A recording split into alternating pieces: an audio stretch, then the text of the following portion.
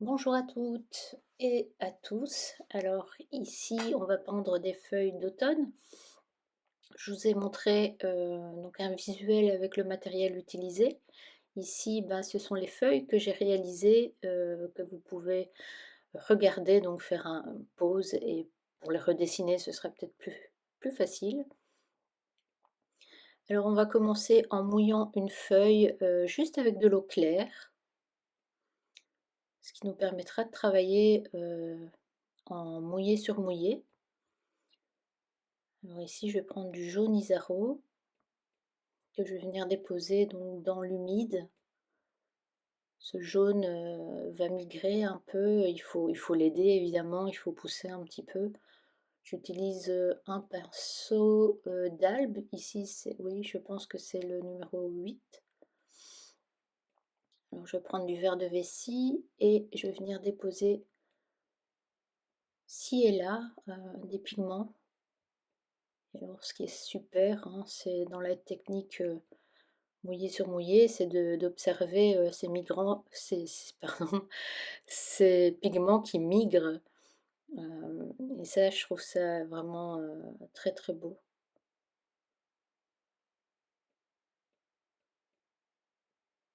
Alors, j'y ajoute aussi un petit peu de rouge, hein. Les feuilles d'automne, elles sont vraiment parsemées de couleurs.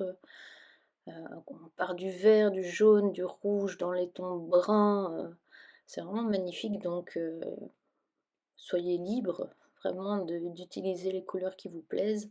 Donc vous avez vu, j'ai utilisé aussi mon cure-dent pour créer des rainures, des stries. Et alors ici par contre, je n'utilise pas la technique de ma première feuille. Donc là, je viens déposer directement les pigments assez chargés quand même. Et puis ensuite, je viens déposer mes pigments rouges par-dessus. Donc on est quand même dans l'humide sur l'humide, mouillé sur mouillé. Et mes pigments vont fusionner. Voilà. Et alors c'est un peu le même principe, hein, pour toutes les feuilles. On va travailler en mouillé sur mouillé, uniquement à la fin où on travaillera humide sur sec pour les détails, les nervures. C'est vraiment intéressant, je trouve, de mélanger même des roses et des rouges. Ici, on a un rouge scarlett et le rose Isaro. Ces couleurs Isaro sont des aquarelles extra fines qui sont fabriquées en Belgique. Elles sont vraiment de très bonne qualité, je vous les recommande. Voilà, bah écoutez, je vais vous laisser regarder tranquillement la vidéo et bon amusement.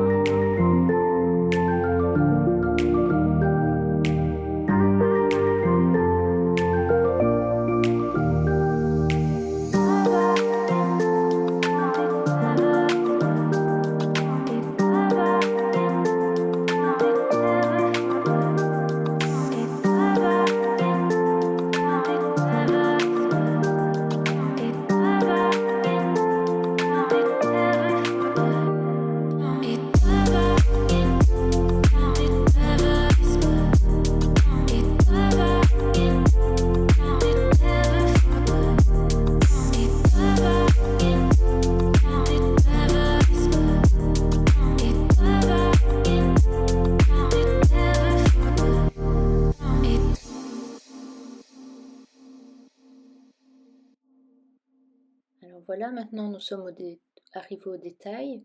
Donc j'utilise un pinceau un peu plus fin, c'est le Dalbe numéro 4. Lorsqu'on travaille comme ça des détails, ici les nervures des feuilles, il faut vraiment penser à utiliser son pinceau de manière... Il doit être perpendiculaire en fait à notre feuille, donc on travaille vraiment avec la pointe pour avoir un trait le plus fin possible. Alors on exerce une pression différente, on peut aussi travailler sur la quantité de pigments, donc si on veut des nervures un peu plus fortes, plus voyantes, on ajoutera un peu plus de pigments. Ici c'est un pinceau Raphaël 2/0, il est encore plus fin celui-ci. Alors là je voulais vraiment que ce soit un peu plus suggéré, tout en délicatesse. Il fait le travail, c'est assez sympa comme ça. Alors je vais rajouter quelques petites nervures sur certaines feuilles. Pareil, hein, vous êtes libre de faire comme vous le sentez. Et c'est vraiment ici évoquer les feuilles d'automne. Vous les placez dans n'importe quel sens.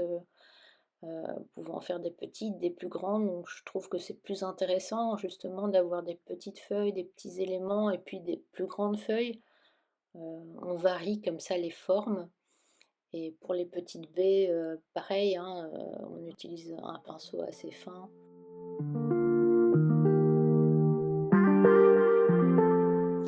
J'espère que cette vidéo vous aura plu et je vous dis à très bientôt.